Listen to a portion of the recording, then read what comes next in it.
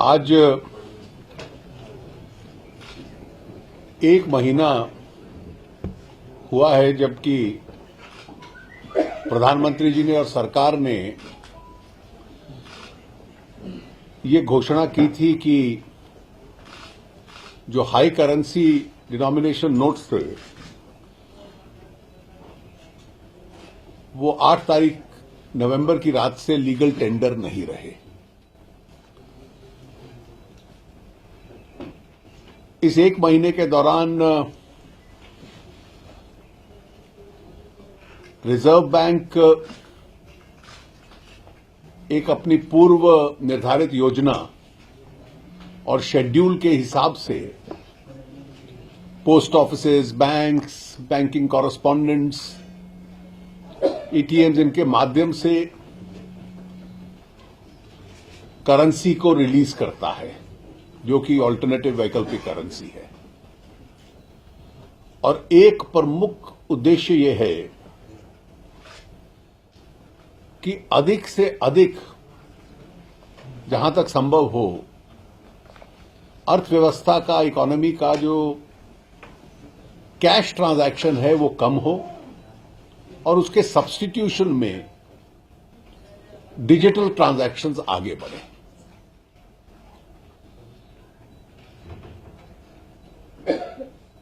Cash के साथ deal करना इसके इकोनॉमिक कॉस्ट भी हैं और पूरे डेमोक्रेटिक सिस्टम में भी इसका एक कॉस्ट है जो इनबिल्ट है। कुछ कॉस्ट अपेरेंट है, कुछ इनबिल्ट है। और इसलिए सरकार प्रयास करती रही है और बैंकिंग व्यवस्था भी प्रयास करती रही है कि credit cards, debit cards, e wallets और जितने भी alternative methods of digital currency हैं उनको इनकरेज किया जाए। और बहुत बड़े पैमाने में इस एक महीने में ये स्विच ओवर होता हुआ दिख रहा है और इसलिए सरकार इस स्विच ओवर को और तेज करना चाहती है। एक तरफ लेस कैश इकोनॉमी होगी जिसके लिए धीरे धीरे रोज एक करेंसी रिलीज करता है रिजर्व बैंक, और दूसरी तरफ डिजिटलाइजेशन की तरफ एक बड़ा प्रयास होगा और शिफ्ट होगा। सरकार ने कुछ जो सरकार की ये ओवरऑल पॉलिसी थी डिजिटाइजेशन की और उसकी तरफ जाए, कुछ प्रमुख निर्णय लिए हैं जो मैं आपके सामने रख देता हूं। हर निर्णय कब से लागू होगा, जो कंसर्न्ड डिपार्टमेंट्स हैं उसकी डेट्स नोटिफाई करेंगे और वो डेट्स तुरंत होगी। ये इसकी बहुत लंबी प्रतीक्षा नहीं करनी पड़ेगी। कोई घंटों में, एक आध दिन में लागू हो जाएगी, कुछ 2-4 दिन में लागू होंगी, इससे ज्यादा समय नहीं लगेगा।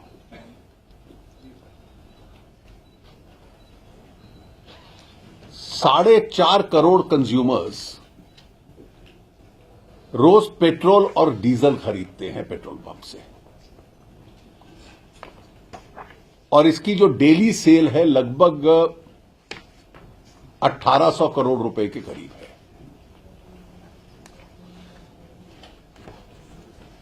एक महीने में जो ये सेल है ये 20% डिजिटल पेमेंट से बढ़कर 40% डिजिटल पेमेंट हो गई है। ये लगभग नेशनल एवरेज है। हम लोग चाहते हैं कि ये और बढ़े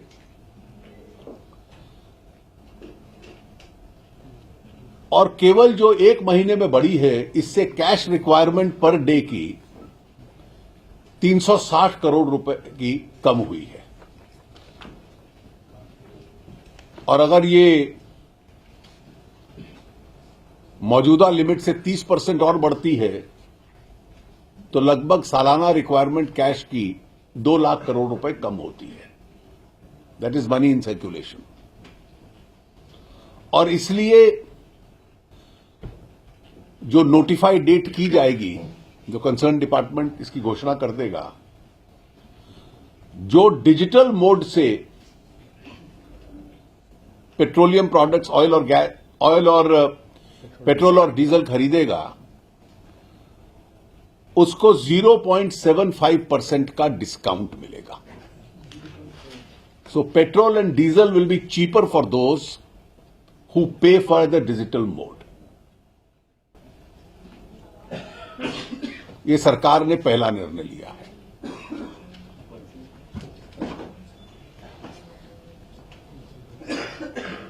दूसरा निर्णय है कि 1 लाख गांव इस देश में जिनकी पॉपुलेशन 10,000 तक है,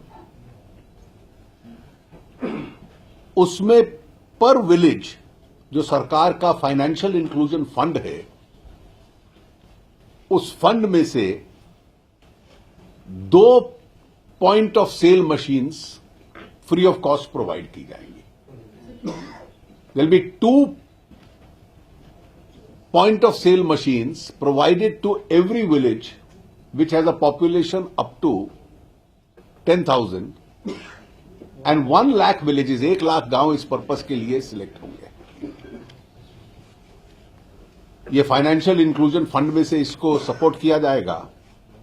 और विशेष रूप से जो एग्रीकल्चरल क्रेडिट सोसाइटीज हैं, मिल्क सोसाइटीज हैं, जहां बहुत ज्यादा लोगों की डीलिंग होती है, इस तरह के पॉइंट ऑफ सेल इस डिस्ट्रीब्यूशन के लिए चुने जाएंगे.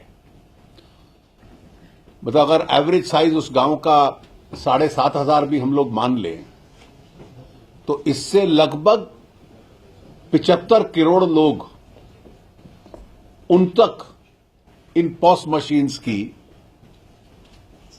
एक्सेसिबिलिटी पहुंच जाएगी.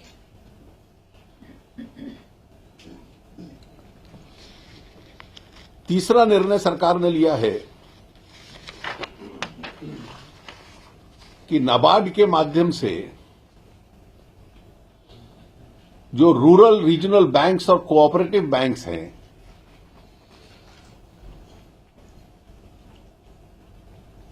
वो 4 करोड़ 32 लाख किसान जिनके पास किसान क्रेडिट कार्ड हैं, उनको रुपे किसान कार्ड देगी, जिनके माध्यम से वो point of sale machines, micro ATMs और एटीएम्स तक ट्रांजैक्शन कर पाएंगे. जो उनकी स्वाभाविक क्रेडिट लिमिट्स हैं, वो लिमिट्स इस पे लागू होंगी. चौथा निर्णय सरकार ने किया है कि जहां जहां सबर्बन रेलवे नेटवर्क है, उन सबर्बन रेलवे नेटवर्क्स में जो लोग मंथली और सीजनल टिकट लेंगे डिजिटल मोड से पेमेंट करके,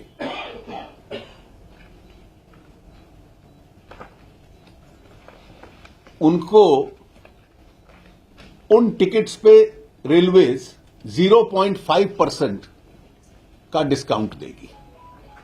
तो अगर आप डिजिटल मोड से मंथली और सीजनल टिकट लेते हैं, तो आपको उसका डिस्काउंट मिलेगा, वो सस्ता रहेगी टिकट.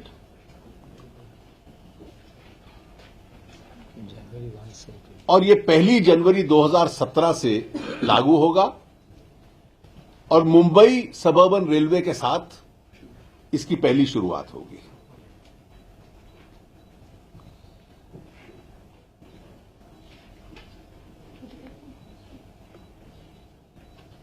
इस देश में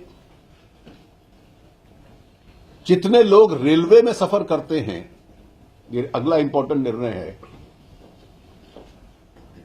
उनमें से 58% आज भी ऑनलाइन टिकट्स रेलवे की बुकिंग करते हैं. जो ऑनलाइन बुकिंग करेगा उसको टिकट के साथ साथ 10 लाख रुपए का एक्सीडेंट इंश्योरेंस क्लेम मिलेगा। जो कैश में पेमेंट करेगा उसको नहीं मिलेगा, जो डिजिटल मोड से पेमेंट करेगा उसको ये इंश्योरेंस कवर मिलेगा। I will repeat this in English, that for all railway passengers who travel by Indian Railways, 58% are already paying for their tickets online.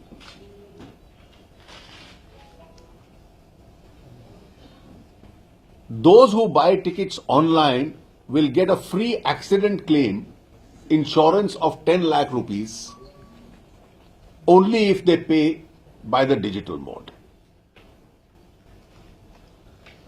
अगला निर्णय भी रेलवेज का है। Railways catering, accommodation, retiring room, ये सब payment based facilities हैं जो railways देता है। जो भी इन फैसिलिटीज के लिए डिजिटल मोड से पेमेंट करेगा उसको रेलवेज 5% का डिस्काउंट देगा। So all other facilities like accommodation, catering and retiring room, which railways charges for, if payment is made by the digital mode, the facility will be 5% cheaper. अगला निर्णय बहुत महत्व का है। पब्लिक सेक्टर इंश्योरेंस कंपनीज जो हैं वो general insurance companies भी हैं और लाइफ इंश्योरेंस में भी हैं।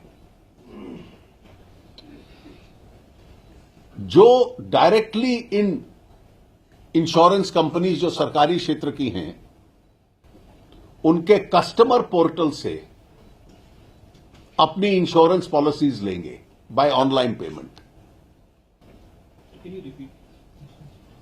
कि पब्लिक सेक्टर इंश्योरेंस कंपनीज जो जनरल इंश्योरेंस में हैं और लाइफ इंश्योरेंस में हैं, जो लोग कस्टमर पोर्टल है उन कंपनीज का, that is the GIC companies, general insurance companies and the life insurance company, अगर वो डायरेक्टली कस्टमर पोर्टल से पॉलिसी खरीदते हैं और उसका प्रीमियम देते हैं, ऑनलाइन पेमेंट करते हैं अगर डिजिटल मोड से, तो उनको 10% डिस्काउंट मिलेगा जनरल इंश्योरेंस कंपनीज के केस में और 8% डिस्काउंट मिलेगा लाइफ इंश्योरेंस के केस में। सो अगर आप if you buy your policy and from the customer portal and pay by the digital mode directly and not by cash, the policy will be, the premium will be 10% less in the case of general insurance and 8% in the case of life insurance. Her premium पे ये सब नई policies में होगा। नई policy जो already चल रही है वो रिन्यूअल नहीं new policy sold. On the first policy जितने भी सेंट्रल गवर्नमेंट के डिपार्टमेंट्स हैं या सेंट्रल पीएसयूज हैं, वो इंश्योर करेंगे कि उनके साथ जितने संबंध लोगों के हैं, जो ट्रांजैक्शंस होते हैं, उसमें ट्रांजैक्शन फीस और एमडीआर चार्जेस जो डिजिटल पेमेंट में कई बार इन्वॉल्व रहते हैं, उसका बोझ किसी कस्टमर के ऊपर न आए। So if you are dealing with government और PSUs and you make payments on by the digital mode, the transaction fee or the MDR charges, the governments will ensure that these are not leviable. This is on state governments as well. Central PSUs. I've said central government and central PSUs. PSU banks ने कई establishments को, लाखों में establishments को POS terminals, micro ATMs, mobile POS terminals, ये सारे provide करते हैं और वो डिजिटल पेमेंट के लिए एक इंस्ट्रूमेंट बन जाते हैं। पीएसयू बैंक्स ये इंश्योर करेंगे कि इनमें से कोई भी ये सुविधा डिजिटल पेमेंट की जो प्रोवाइड करेंगे, POS terminals, micro ATMs, mobile POS, उनका जो रेंटल है, किराया है, वो 100 रुपए महीने से अधिक न हो। तो the cap of 100 rupees will be there. आज ऑलरेडी 6.5 लाख मशीन्स जो पीएसयू बैंक्स ने प्रोवाइड किए हैं, 6.5 lakh machines which have been provided by PSU banks are existing today. More will be provided. So even the existing machines will be entitled to this cheap rent facility. आज मैंने दोनों सदनों में already एक notification सरकार का रखा है कि 2,000 रुपए तक की जितनी ट्रांजैक्शंस हैं,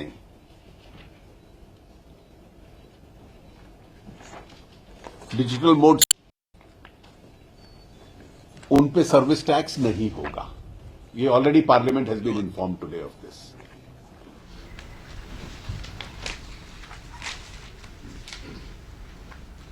कि जो टोल प्लाजास पे, नेशनल हाईवेज में फास्टैग या आरएफआईडी कार्ड्स का इस्तेमाल करते हैं और उनकी डिजिटल पेमेंट करेंगे, द यूजर ऑफ दैट, उस पे भी उनको 10% डिस्काउंट मिलेगा।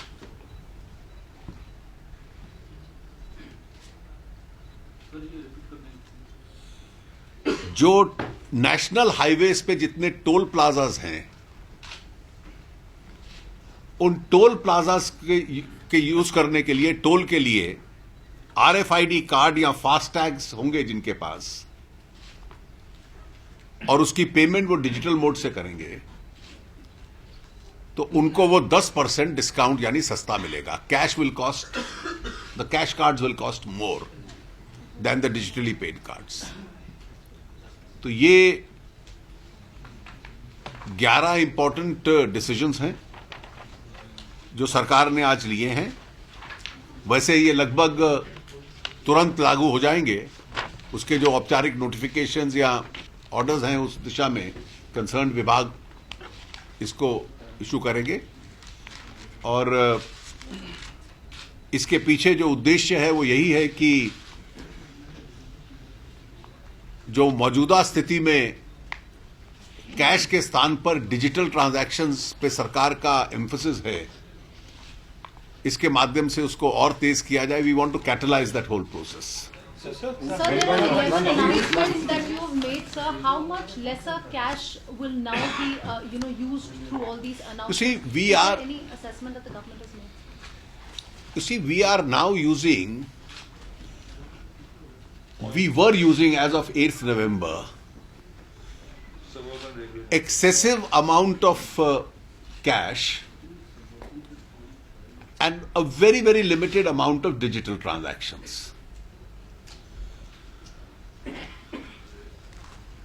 As I mentioned in my opening comment, there is a cost of transacting in cash.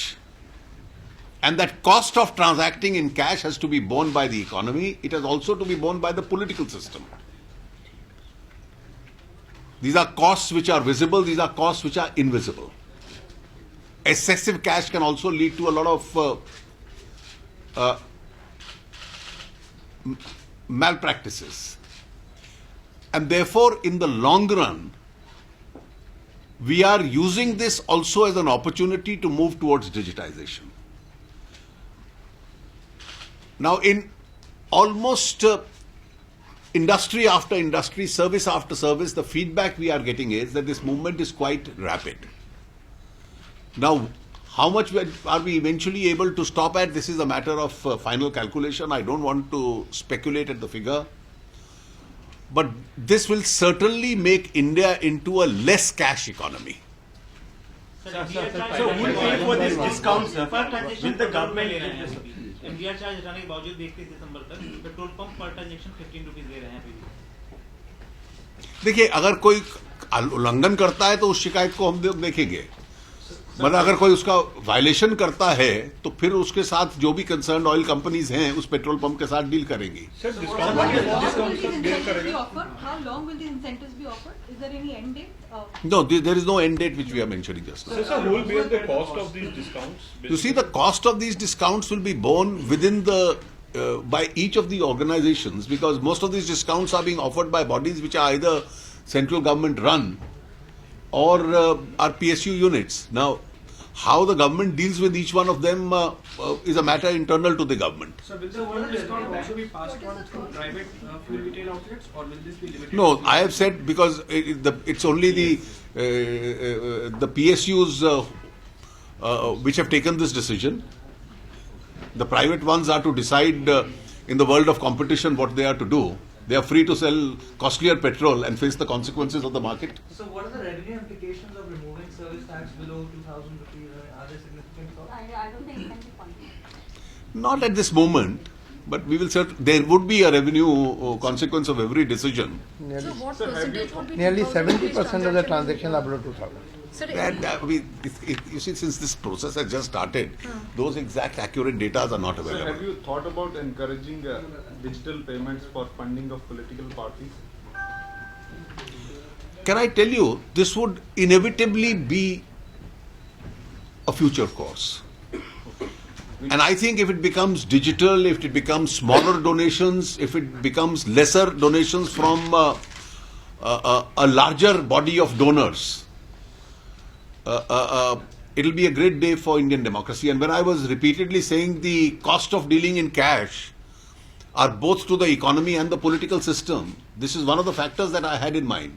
After all, internationally, if you've seen in large democracies, you have literally lakhs and millions of people donating small amounts online to political parties. Sir, RBI has received more money than expected. What is that?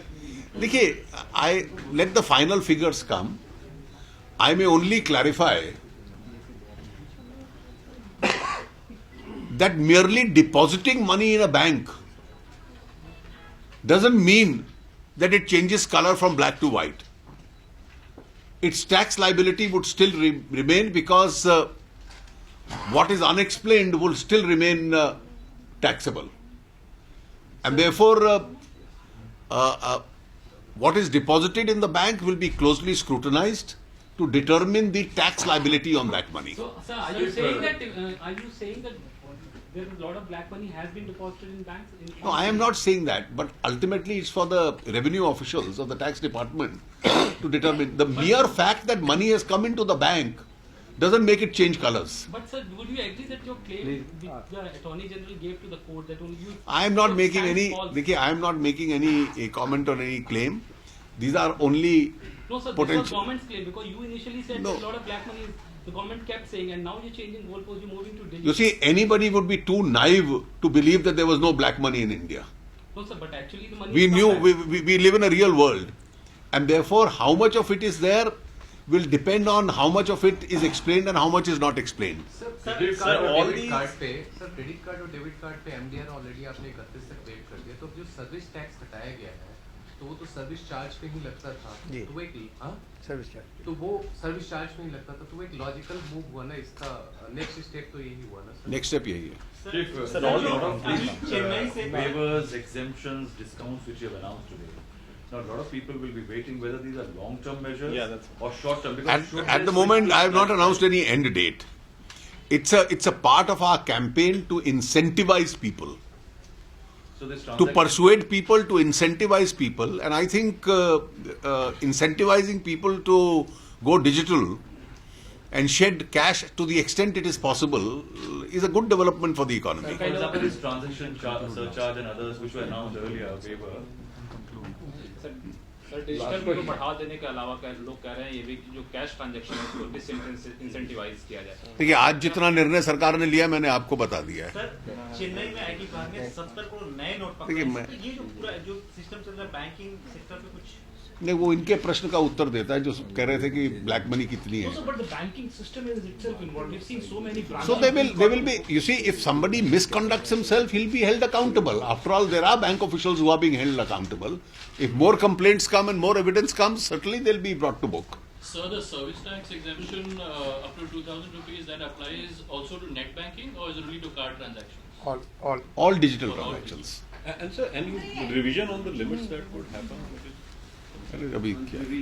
Okay, thank you. Find us on Facebook at facebook.com/etnow and don't forget to click the like button. You can also follow us on Twitter at etnowlive. To stay updated with all our programming, hit the subscribe button on our YouTube channel by logging on to youtube.com/user/etnow.